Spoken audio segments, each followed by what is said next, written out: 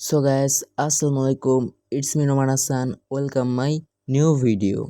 Guys আজকে যে বিষয় নিয়ে কথা বলতে চাচ্ছি সেটি হচ্ছে নেইমার জুনিয়র কেন ব্রাজিল স্কোয়াডে জায়গা পাইতেছে না, এটা নিয়ে আজকে কথা বলতে চাচ্ছি। আর এই চ্যানেল যদি নতুন হয়ে থাকো তাহলে অবশ্যই চ্যানেলটা সাবস্ক্রাইব করে দিবা।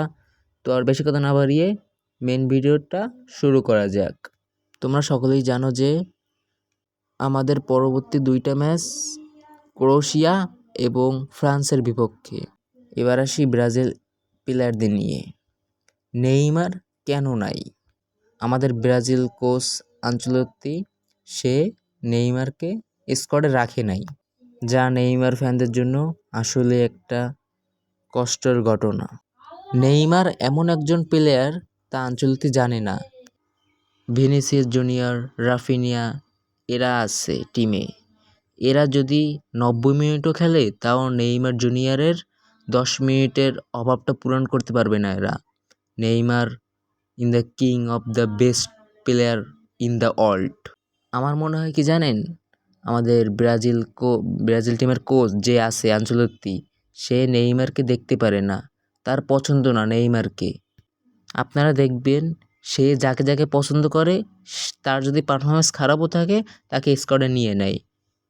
আপনারা যেমন ধরেন ক্যাচিমিরো, সে তেমন একটা পারফরমেন্স নাই, তাকেও দলে নিচ্ছে সে, কারণ তার ওটা পছন্দের প্লেয়ার। নেইমার তার পছন্দের প্লেয়ারই না, এই কারণে সে ব্রাজিল দলে নেইমারকে ডাকে না। বিশ্বকাপে যদি নেইমারকে আমরা না দেখতে পারি তাহলে ব্রাজিল টিম বয়কট, ওই কোচ বয়কট। আমার কথা শুনে হয়তো আমাকে অনেকেই গালি দেবা, কিন্তু আমার মতে যা বলছি আমি ঠিকই বলছি। আমরা মূলত ব্রাজিল সাপোর্ট করি নেইমারকে জন্য।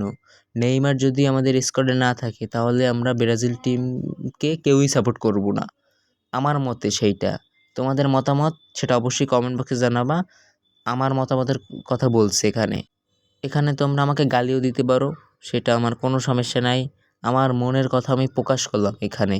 এখন যদি মনে করো কেউ আমাকে গালি দেবা, সেটা আমি একদম চুপচাপ করে সহ্য করে নিব।